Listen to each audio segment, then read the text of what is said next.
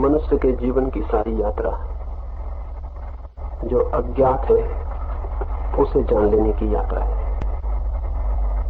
जो नहीं ज्ञात है उसे खोज लेने की यात्रा है, जो नहीं पाया गया है उसे पा लेने की यात्रा है, जो दूर है उसे निकट बना लेने की, जो कठिन है उसे सरल कर लेने की, जो अनुपलब्ध है उसे उपलब्ध कर लेने की। मनुष्य की इस यात्रा में स्वभावतः दो दिशाएं ले ली हैं। एक दिशा मनुष्य के बाहर की ओर जाती है, दूसरी मनुष्य के भीतर की ओर। एक फकीर औरत थी राबिया। एक सुबह उसका एक मित्र फकीर उसके झोपड़े के बाहर आके उसे बुलाने लगा और कहने लगा, राबिया तू भीतर क्या कर रही है, बाहर आ जा, सूरज निकल रहा है और बड़ी सुंदर सुबह का जन्म हुआ है। इतना सुंदर प्रभात मैंने कभी नहीं देखा, तू भीतर द्वार बंद किए क्या करती है, बाहर आ। राबिया भीतर से हंसने लगी और उसने कहा, हसन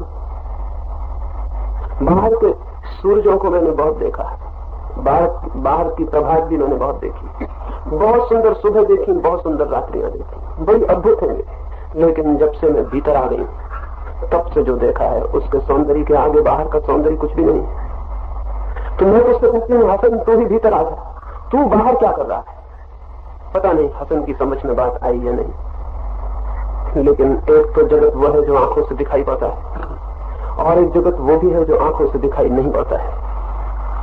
एक सत्य वो भी है जो हाथ के स्पर्श में आ जाता है और एक सत्य वो भी है जिसकी सपनों में झलक मिलती है।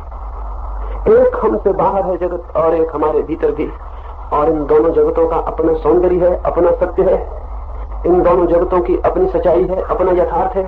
शायद अंततोगत्वा अल्टीमेटली ये दोनों जगत किसी एक ही चीज के दो पहलू हों, लेकिन साधारणतः ऊपर से देखे जाने पर ये दो दिखाई पड़ते हैं। इन दो के कारण ही धर्म और विज्ञान का जन्म हो गया। जो जगत बाहर है उसकी खोज, जो अज्ञात जो अननोन बाहर है उसे जान लेने की यात्रा विज्ञान बन गई है, और जो जगत भीतर है वो जो अज्ञात भीतर है उससे परिचित हो जाने की, उसे जी लेने की और जान लेने की यात्रा धर्म बन गई है। और मनुष्य की समृद्धि और शांति इसमें ही निर्भर है कि ये दोनों यात्राएं विरोधी ना हो, सहयोगी हो, साथी हो, संबंधित हो। लेकिन अब तक ऐसा नहीं हो सका। अब तक जिन लोगों ने पदार्थ की जगत में खोज की है वे लोग परमात्मा के विरोधी रहे, और जिन लोगों ने परमात्मा की खोज की है वे पदार्थ के निंदक रहे। इन दोनों तरह के लोगों ने मनुष्य की संस्कृति को परिपूर्ण होने से रोका। इन दोनों ने ही उसे परिपूर्ण होने से रोका, क्योंकि मनुष्य न केवल शरीर है, न केवल आत्मा है, मनुष्य न केवल पदार्थ है, न केवल परमात्मा है। मनुष्य तो दोनों का अद्भुत मिलन और संगीत है। मनुष्य का जीवन दोनों के मध्य एक सेतु है, एक ब्रिज है, और इस बात को आज तक विस्मरण किया गया, झुठलाया गया। जिन लोगों ने परमात्मा की प्रशंसा की उन्होंने पदार्थ के निंदा पर परमात्मा की प्रशंसा की, जो गलत थी। पदार्थ के गौरव और गरिमा पर भी परमात्मा की प्रशंसा हो सकती थी। जिन लोगों ने पदार्थ की खोजबीन की है और पदार्थ पर विजय की है उन्होंने ये विजय परमात्मा की तरफ उपेक्षा, विरोध और अस्वीकार से की है। ये परमात्मा के साथ और परमात्मा की प्रार्थना के साथ भी हो सकती थी, इसमें परमात्मा का कोई विरोध न था। लेकिन ये अब तक नहीं हुआ कुछ कारणों से, और विज्ञान और धर्म दो शत्रुओं की भांति खड़े हो गए। उनकी शत्रुता मनुष्य के लिए बहुत महंगी पड़ रही है। पश्चिम विज्ञान का प्रतीक बन गया है, पूर्व धर्म का प्रतीक बन गया है। विज्ञान नास्तिकता का प्रतीक बन गया है, धर्म अलौकिकता। ये दोनों ही बातें भ्रांत हैं और गलत हैं। ये दोनों ही बातें अधूरी और एकांगी। एक छोटी सी कहानी मुझे स्मरण आती है, उस समय ये बात समझाना चाहूं। रोम में एक सम्राट बीमार पड़ा हुआ था। वो इतना बीमार था कि चिकित्सकों ने अंततः इंकार कर दिया कि वो नहीं बच सकेगा। सम्राट और उसके परिजन बहुत चिंतित हो रहे, और एक एक घड़ी उसकी मृत्यु की प्रतीक्षा ही करनी थी। और तभी रोम में खबर आई कि एक फकीर आया है जो मुर्दों को भी जिला सकता है। सम्राट की आंखों में आशा वापस लौट आई। उसने अपने वजीरों को भेजा उस फकीर को ले आने को। वो फकीर आया और फकीर ने आकर सम्राट को कहा कि कौन कहता है कि तुम मर जाओगे, तुम्हें तो कोई बड़ी बीमारी भी नहीं, तुम उठ के बैठ जाओ, तुम ठीक हो सकोगे, छोटा सा इलाज कर लो। सम्राट जो महीनों से लेटा हुआ था, उठा नहीं था, उठ के बैठ गया। उसने कहा कौन सा इलाज, जल्दी बताओ इसके पहले कि मैं समाप्त न हो जाऊं, क्योंकि चिकित्सक कहते हैं कि मेरा बचना मुश्किल। वो फकीर बोला क्या तुम्हारी इस राजधानी में एक आध ऐसा आदमी नहीं मिल सकेगा जो सुखी भी हो और समृद्ध भी? अगर मिल सके तो उसके कपड़े ले आओ और उसके कपड़े तुम पहन लो, तुम बच जाओगे, तुम्हारी मौत पास नहीं। वजीर बोले, ये तो बहुत आसान सी बात है, इतनी बड़ी राजधानी है, इतने सुखी इतने समृद्ध लोग हैं, महलों से आकाश छू रहे हैं, महल आपको दिखाई नहीं पड़ता, ये वस्त्र हम अभी ले आते हैं। फकीर हंसने लगा। उसने कहा, तुम वस्त्र ले आओ तो सम्राट बच जाएगा। फिर वजीर भागे। वो फकीर की हंसी को कोई भी न समझ सका। वे गए नगर के सबसे बड़े धनपति के पास और उन्होंने जाके कहा कि सम्राट मरणशैया पर है और किसी फकीर ने कहा है कि वो बच जाएगा, किसी सुखी और समृद्ध आदमी के वस्त्र चाहिए, आप अपने वस्त्र दे दें। वो नगर सेठ की आंखों में आंसू आ गए। उसने कहा, मैं अपने वस्त्र नहीं, अपने प्राण भी दे सकता हूँ अगर सम्राट बचते हो, लेकिन मेरे वस्त्र काम नहीं आ सकेंगे। मैं समृद्ध तो हूँ लेकिन सुखी में नहीं। सुख की खोज में मैंने समृद्धि इकट्ठी कर ली, लेकिन सुख से अब तक मिलन नहीं हो सका और अब तो मेरी आशा भी टूटती जाती है, क्योंकि जितनी समृद्धि संभव थी मेरे पास आ गई है और अब तक सुख के कोई दर्शन नहीं हुए। मेरे वस्त्र काम नहीं आ सकेंगे, मैं दुखी हूं, मैं क्षमा चाहता हूं। वजीर तो बहुत हैरान हुए।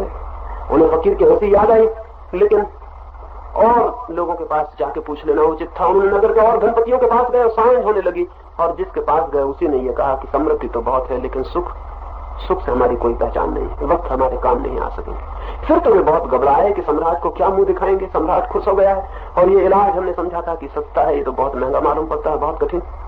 तभी उनके पीछे दौड़ता हुआ सम्राट का बूढ़ा नौकर हंसने लगा और उसने कहा कि जब फकीर हंसा था तभी मैं समझ गया था, और जब तुम सम्राट के सबसे बड़े वजीर भी अपने वस्त्र देने के ख्याल तुम्हारे मन में न उठा और दूसरों के वस्त्र मांगने चले, तभी मैं समझ गया था कि ये इलाज मुश्किल है, ये वस्त्र मिलने कठिन है, क्योंकि सम्राट का बड़ा वजीर भी ये नहीं सोचता है कि अपने वस्त्र दे दूं। उस वजीर ने कहा कि मैं अपने वस्त्र कैसे देता, समृद्धि तो मेरे पास है लेकिन सुख से तो मेरा भी कोई संबंध नहीं हो सका। फिर उन वजीरों ने सोचा कि सम्राट मरेगा ही, बचना कठिन है। उस फकीर ने धोखा दे दिया, लेकिन दिन की रोशनी में सम्राट को क्या चेहरा दिखाएंगे, तो उन्होंने सोचा रात हो जाए फिर अंधेरे में चलेंगे और रोके और प्रार्थना कर देंगे कि नहीं ये इलाज नहीं हो सकता। फिर जब सूरज ढल गया तो सम्राट के महल के पास पहुंचे। महल के पीछे ही गांव की नदी बहती थी। अंधेरे में नदी के उस पार से किसी की बांसुरी की आवाज सुनाई पड़ रही थी। वो संगीत बड़ा मधुर था, वो संगीत बड़ी शांति की खबर लिए हुए था। उस संगीत की लहरों के साथ आनंद की भी कोई धुन थी। उन वजीरों ने सोचा कि शायद इस बांसुरी बजाने वाले आदमी को सुख मिल गया, इससे और पूछ लें इसके पहले कि सम्राट को इंकार करें, एक और कोशिश कर लें। वे नदी पार करके उस आदमी के पास अंधेरे में पहुंचे। जैसे जैसे पास गए वैसे वैसे उन्हें लगा कि शायद यही वो आदमी है जिसके वस्त्र काम आ जाएंगे।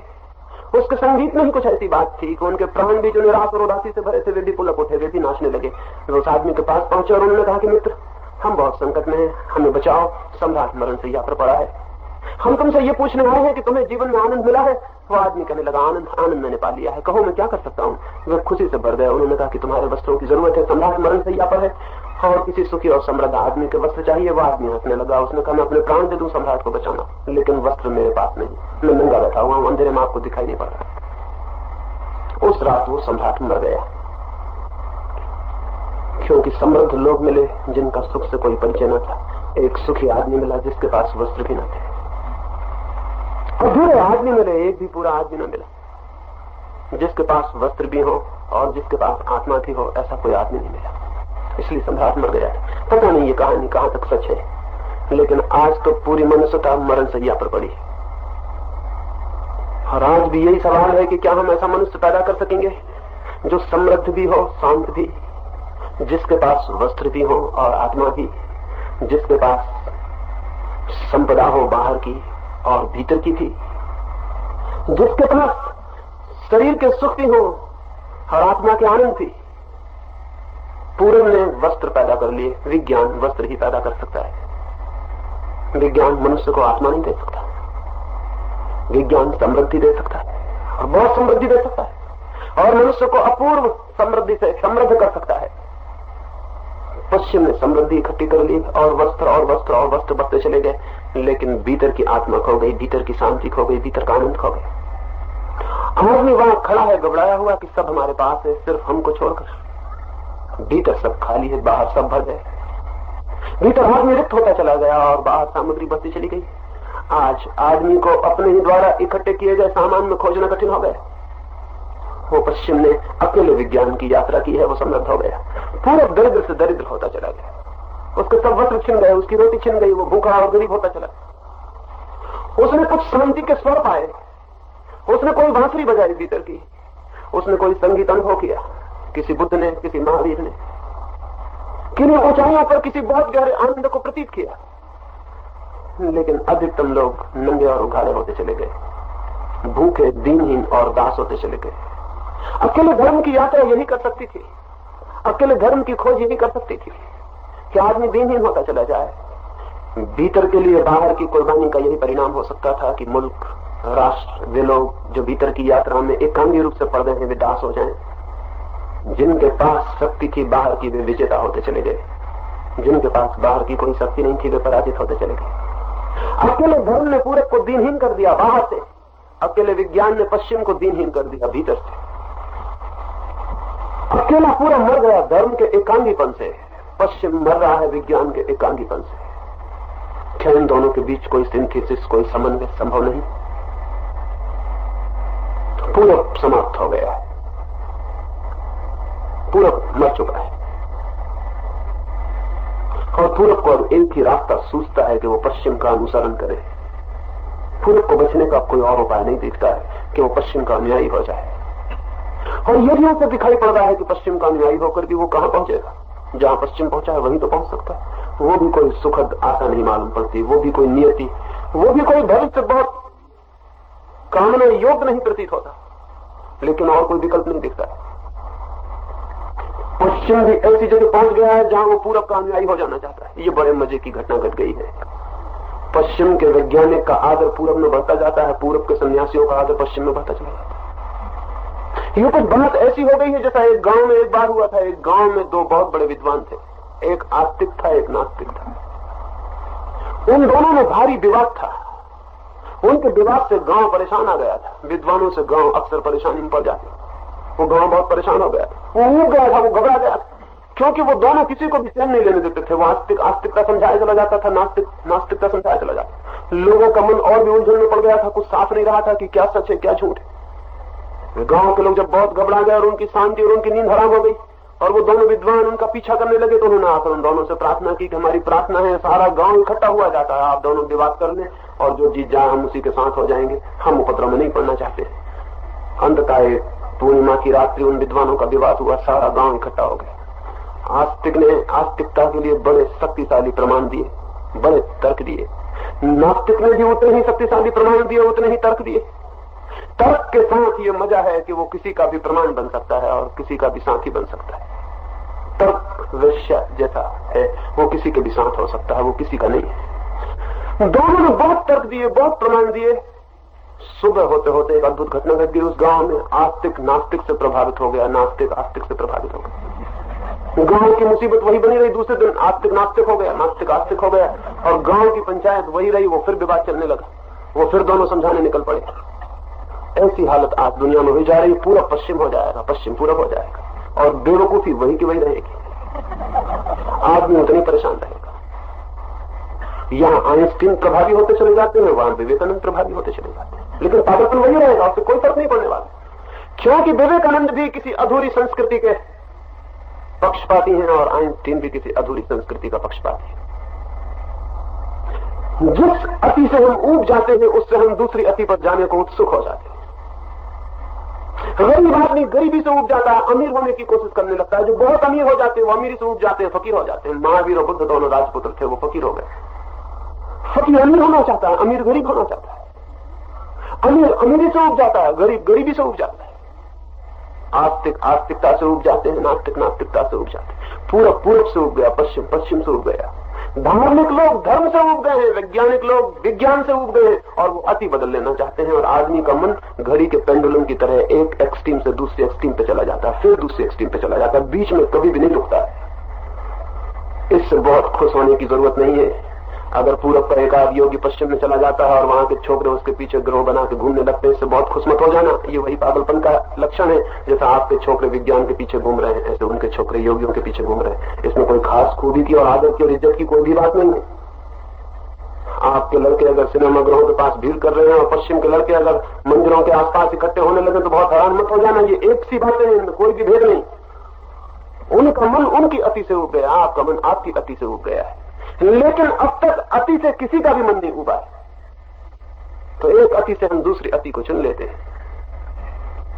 मैं ये कहना चाहता हूं, एक ज्यादा सिंथेटिक कल्चर, एक ज्यादा समन्वित संस्कृति, एक ऐसी सभ्यता विकसित होनी जरूरी है जो अतिवादी ना हो, जो एक्सट्रीमिस्ट ना हो, जो संतुलन, समन्वय और मध्य पर खड़े होने का सामर्थ्य रखती हो, जो विज्ञान को उसकी जगह दे सके और धर्म को उसकी जगह दे सके, जो इस बात को स्वीकार कर सके कि विज्ञान का अपना मूल्य है, विज्ञान आकार नहीं है, संसार का अपना मूल्य है और संसार माया नहीं है, और जो इस बात को भी स्वीकार कर सके कि संसार के सत्य होने के बावजूद भी संसार से ऊपर भी सत्य है। परमात्मा इस कारण व्यर्थ नहीं है कि संसार सत्य है, परमात्मा इस कारण और भी सत्य है। संसार भी जब सत्य है तो परमात्मा इस कारण और भी गहरे सत्य को उपलब्ध होता है।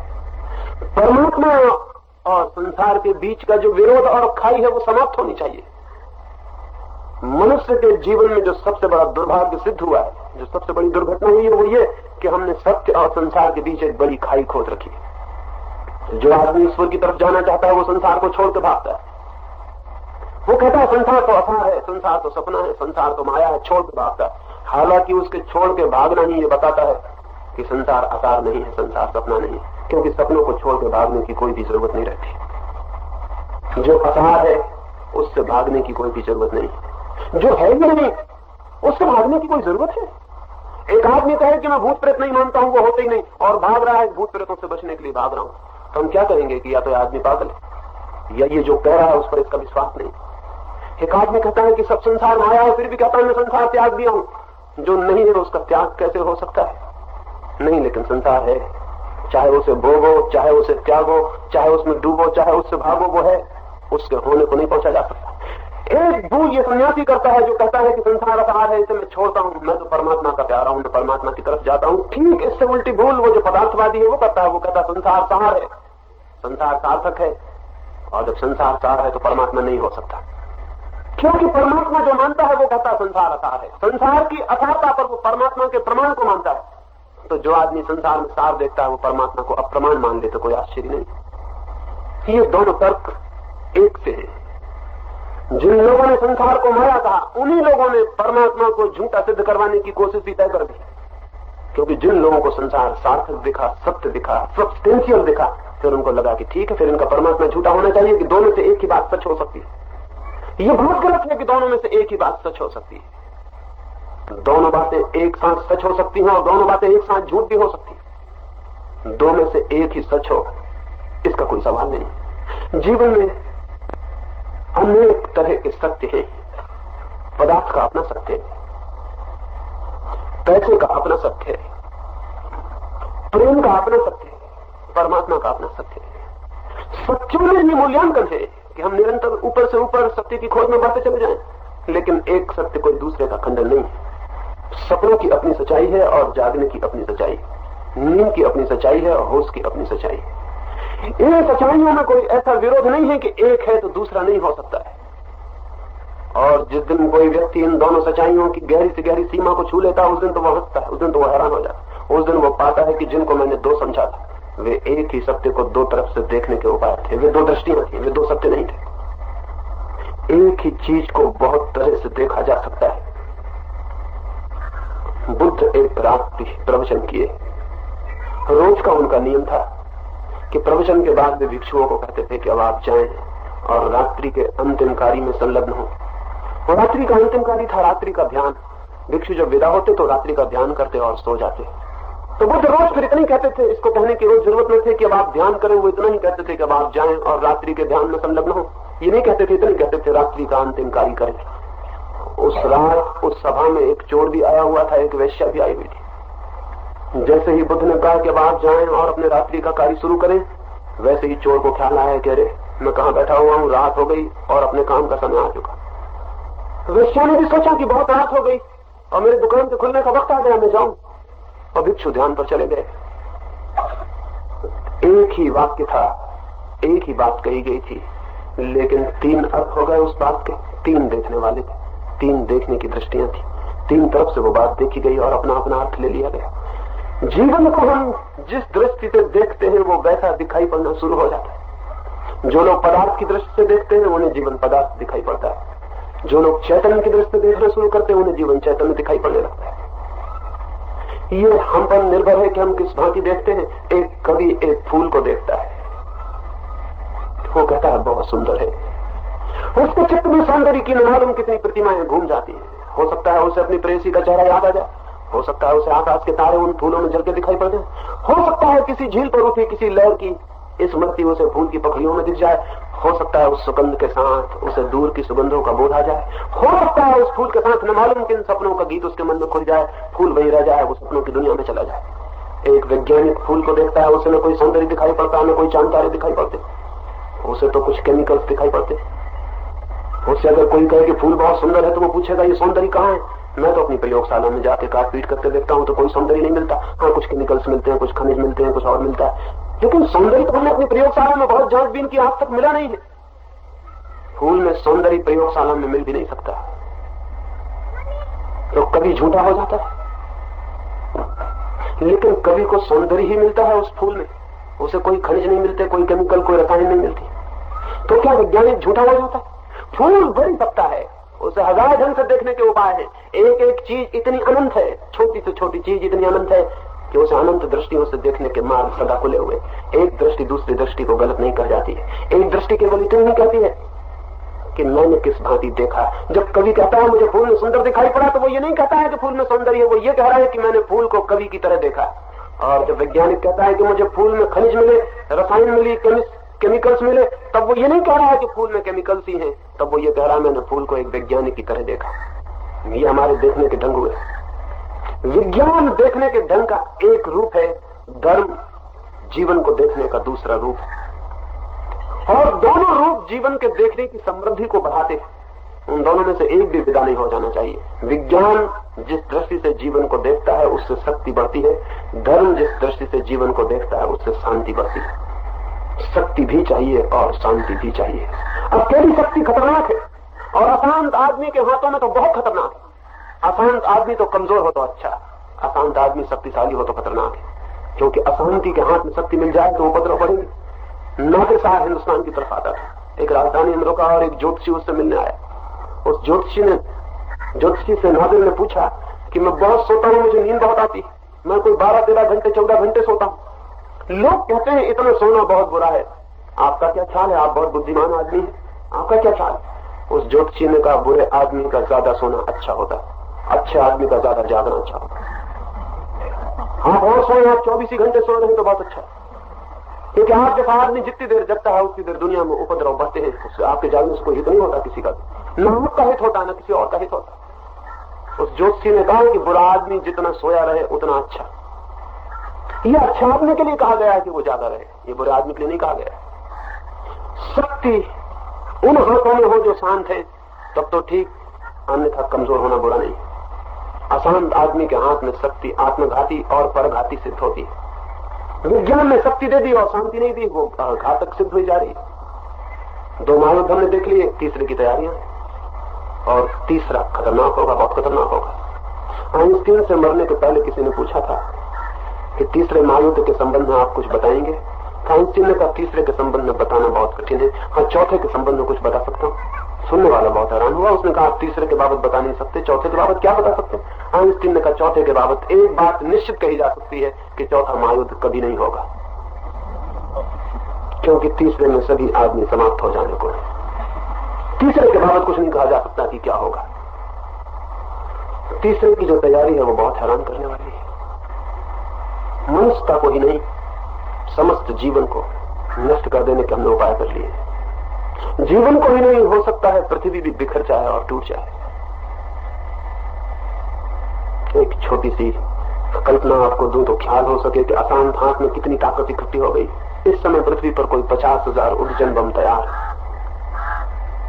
50,000 की संख्या से हमें कुछ पता नहीं चलता कि 50,000 उर्जन बम का क्या अर्थ होता है।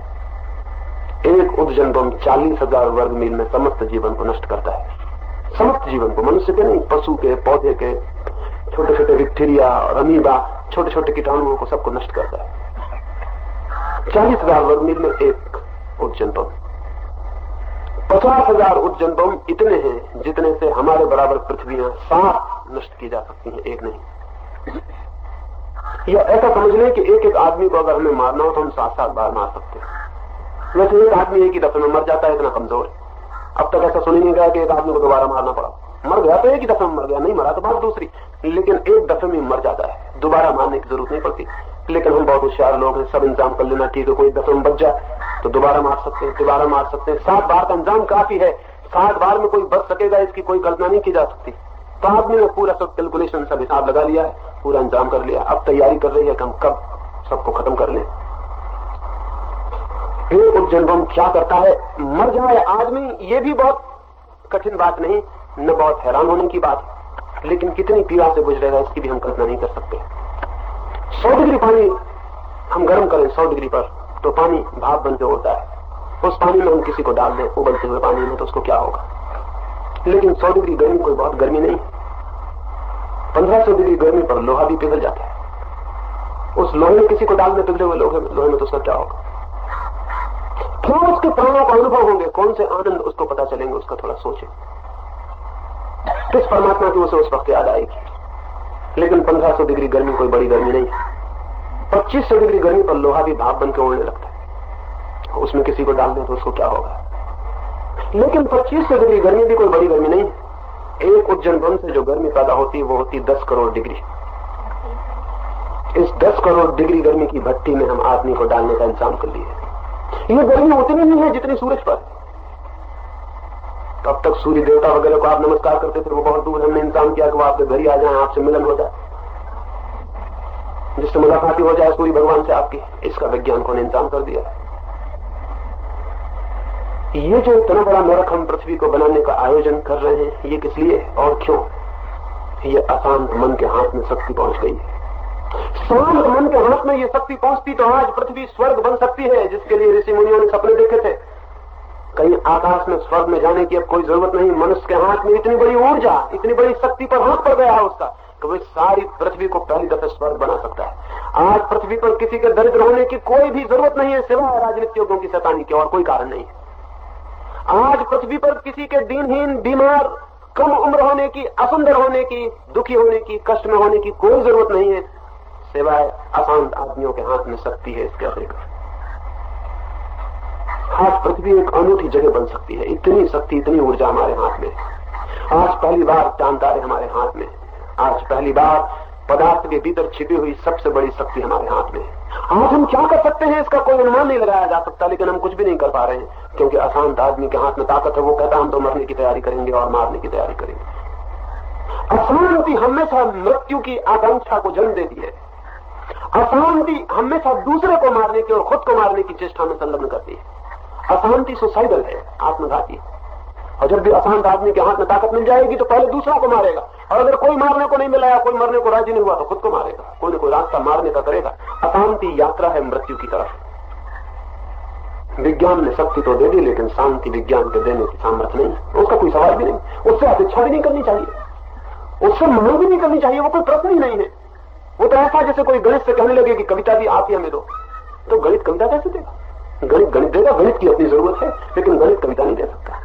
या कोई कविता से कहने लगे कि हम फैक्ट्री बना दो, तो कविता फैक्ट्री कैसे बनाएगी। कविता गीत दे सकती है, प्रेम दे सकती है, आनंद की पुलक दे सकती है, नृत्य दे सकती है, लेकिन फैक्ट्री कैसे देगी। ये तो पागलपन की बातें हैं। कोई कान से कहने लगे कि देखो और कोई आंख से कहने लगे कि सुनो, वैसी ही बातें हैं। विज्ञान से अपेक्षा भी नहीं करने का सवाल है। शांति तो देगा धर्म, शांति का विज्ञान धर्म है और शक्ति का विज्ञान विज्ञान है। अंतस चेतना कैसे शांत होती चली जाए, कितनी निर्विकार, कितनी आनंद को उपलब्ध होती चली जाए, इसकी जो चेष्टा और साधना है वो धर्म है। लेकिन धर्म केवल शांति दे सकता है, शक्ति नहीं दे सकता। अकेली शांति निर्बल कर देती है, कमजोर कर देती है। अकेली शांति एक तरह की इंपोर्टेंस पैदा करती है, एक तरह की नपुंसकता पैदा करती है। भारत जो इतना इंपोर्टेंट हो गया उसका कोई और कारण नहीं। भारत की इतनी दीनता, दरिद्रता और कमजोरी में भारत के उन धार्मिक लोगों का हाथ है जिन्होंने विज्ञान का निषेध करके धर्म को विकसित किया। कमजोर हो जाएगा। और शांत आदमी कमजोर हो जाए ये उतना ही खतरनाक है जितना अशांत आदमी शक्तिशाली हो जाए। एक सी बातें हैं ये दोनों। शांत आदमी कमजोर हो जाए ये सारी दुनिया के लिए खतरनाक है, क्योंकि तब शांत आदमी दुनिया में परिवर्तन की सारी सामर्थ्य खो देता है। तब अच्छा आदमी, भला आदमी दुनिया को बदलने की सारी हिम्मत खो देता है। तब उसके पास एक ही काम रह जाता है कि अपने मंदिरों में बैठ जाए और भगवान की प्रार्थना करता है। और वो भी तभी तक जब तक कोई ताकतवर आदमी आकर उसके भगवान की मूर्ति को तोड़ फोड़ कर न फेंक दे, तभी तक प्रार्थना करता है। और जब कोई धीरे धीरे कमजोर होता चला जाता है तो यह भी ख्याल में ले लें कि कमजोर आदमी बहुत दिन तक शांत भी नहीं रह सकता, दीनहीन आदमी बहुत दिन तक शांत भी नहीं रह सकता, कष्ट में पड़ा हुआ आदमी बहुत दिन तक शांत भी नहीं रह सकता। तब फिर अशांति का जन्म शुरू हो जाएगा और एक चक्कर शुरू होगा, अशांति का जन्म होगा तो विज्ञान की खोज शुरू हो जाएगी और विज्ञान शक्ति लाएगा और अशांत आदमी के हाथों में शक्ति आ जाएगी। यह चक्कर आज तक पूरी मनुष्यता को पीड़ित किया रहा है। एक विशियस सर्किल है, एक दुष्ट चक्र है जिसमें आदमी पड़ गया। जैसे आदमी के हाथ में ताकत आती है वो शांत होने की कोशिश शुरू कर देता है। हिंदुस्तान में जब शांति की और धर्म की लहर चढ़ी उस वक्त हिंदुस्तान बहुत समृद्ध था। बुद्ध और महावीर का वक्त हिंदुस्तान में स्वर्ण वक्त था, बहुत समृद्ध था, एकदम सोने की चिड़िया थी। उस वक्त शांति की लहर और धर्म की बात उठी। शक्तिशाली आदमी शांत होने की कोशिश में लग जाए तो धीरे धीरे निर्बल हो जाता है और निर्बल आदमी अशांत होता है तो अशांत होते से शक्ति की खोज में लग जाता है। पूरब समृद्ध था, शांति की खोज की, दरिद्र हो गया। पश्चिम दरिद्र था, शक्ति की खोज की, समृद्ध हो गया। लेकिन अब तक शक्ति और शांति एक साथ निर्मित नहीं की जा सकी। दोनों प्रयोग असफल हो गए। विज्ञान भी असफल हुआ, उससे हिरोशिमा और नागासाकी पैदा हुए और अब तीसरा महायुद्ध पैदा होगा। धर्म भी अकेला असफल हो गया, उससे ये भारत के दीनहीन दरिद्र भिखारी पैदा हुए, गुलाम पैदा हुए। बड़े से बड़ा देश छोटे छोटे देशों के हाथों में गुलाम बन गया, उनके चरण चूमता रहा, वो उसकी छाती पे जूते रख के चलते रहे, वो पड़ा रहा, वो राम राम जपता रहा, वो ओम ओम करता रहा। ये दोनों प्रयोग असफल हो गए जो अब तक आदमी ने किए हैं। एक तीसरे प्रयोग में सारी संभावना, सारा भविष्य है और वो तीसरा प्रयोग है कि धर्म और विज्ञान के बीच सारा विरोध समाप्त हो। विरोध की कोई कारण भी नहीं है, कोई जगह भी नहीं, कोई वजह भी नहीं। धर्म और विज्ञान एक संस्कृति के अंग बने। ये कब होगा और कैसे होगा? जब तक हम जगत और परमात्मा के बीच विरोध मानते हैं ये नहीं हो सकता। पदार्थ और परमात्मा के बीच एक गहरा संबंध, एक ही दिशा में, एक ही चीज के, एक ही सिक्के के वे दो पहलू हैं, इस बात की स्वीकृति। धर्म संसार को असार कहना बंद कर दे, विज्ञान परमात्मा को व्यर्थ कहना बंद कर दे और दोनों की सार्थकता संयुक्त हो और एक साथ हो, शांति और शक्ति की एक साथ खोज हो, तो एक नए मनुष्य का, एक नई संस्कृति का जन्म हो सकता है। मेरे देखे दोनों में कोई भी विरोध नहीं है, न विरोध का कोई कारण है। विरोध हमारी नासमझी पर खड़ा हुआ था और या तो हम अपनी नासमझी बचा सकते हैं अब, या अपने को बचा सकते हैं। दोनों अब एक साथ नहीं बच सकती। पूरब के लोगों को जगत गुरु होने का ख्याल छोड़ देना चाहिए, वो पागलपन की बातें हैं। अधूरी संस्कृतियां जगत गुरु नहीं हो सकती। पश्चिम के लोगों को भी जगत गुरु होने का ख्याल छोड़ देना चाहिए, अधूरी संस्कृतियां जगत गुरु नहीं हो सकती। अब तो एक संस्कृति पैदा होगी जो न पूरब की होगी न पश्चिम की होगी। अब तो एक संस्कृति पैदा होगी जो न विज्ञान की होगी न धर्म की होगी। अब तो एक संस्कृति पैदा होगी जो पूरे मनुष्य की होगी, समग्र मानव की होगी, इंटीग्रेटेड, पूरे मनुष्य की होगी। मनुष्य की संस्कृति पैदा होने का पहली बार अवसर आया और ये अवसर तभी सफल हो सकता है जब विज्ञान और धर्म के बीच कोई संबंध पैदा हो सके। विज्ञान एक अति है, धर्म दूसरी अति। धर्म और विज्ञान संयुक्त संश्लिष्ट मध्य बिंदु होंगे, वो गोल्डन मीन होगी, वो बीच का मध्य निकाय होगा, वो बीच का रास्ता होगा, वो समन्वय होगा। एक छोटी सी घटना और मैं अपनी बात पूरी करूंगा। बुद्ध के समय में एक राजकुमार बुद्ध के पास आके दीक्षित हुआ, सन्यासी हुआ। राजकुमार अक्सर सन्यासी हो जाते हैं, एक अति से दूसरी अति पर चले जाते हैं। वो राजकुमार बहुत विलासी प्रवृत्ति का युवक था। कहते हैं वो रास्तों पर भी चलता तो पहले कालीन बिछा दिए जाते, वो कभी नंगी भूमि पर नहीं चलता। वो जब महलों में चलता तो फूलों पर चलता, वो जब सीढ़ियों में चढ़ता तो नग्न स्त्रियां सीढ़ियों के किनारे खड़ी रहती जिनके कंधों के सहारे लेके वो ऊपर जाता। वो दीक्षित हो गया और सन्यासी हो गया तो बुद्ध के भिक्षु बहुत हैरान हुए। ये इतने जोर का परिवर्तन कि जो आदमी शिखर पर था भोग के वो एकदम योग के दूसरे शिखर पर आ जाएगा। उन्होंने बुद्ध को पूछा तो बुद्ध ने कहा आदमी का मन अतियों में चलता है और इसलिए अक्सर यह होता है जो लोग भोग के शिखर पर होते हैं वो योगी होने की कल्पना करते रहते हैं और जो लोग योगी हैं वो भोगी होने के सपने देखते रहते हैं। ये अक्सर होता है। अगर सन्यासियों के सपने निकाले जा सके उनके दिमाग से तो दुनिया बहुत हैरान हो जाएगी। अगर भोगियों के सपने निकाले जा सके उनके दिमाग से तो भी दुनिया बहुत हैरान हो जाएगी। जिस आदमी को हम इतना भोगी समझते थे इसके मन में भी सन्यासी होने की कल्पना दौड़ती रहती, और जिस आदमी को हम इतना त्यागी समझते थे उसके मन में भी भोग के ऐसे सपने उठते। सपने सब्स्टिट्यूट है जो हम बाहर करते हैं, एक अति, दूसरी अति जो हम नहीं करते उसके सपने चलते रहते हैं। तो बुद्ध ने कहा यह स्वाभाविक है, मैं तो सोचता ही था कि यह आदमी आज नहीं कल सन्यासी होगा। अब तुम देखना ये दूसरी अति पर जाएगा। और 6 महीने के भीतर भिक्षुओं ने देखा कि वो दूसरी अति पर गया। दूसरे भिक्षु वस्त्र पहनते, उसने वस्त्र भी छोड़ दिए।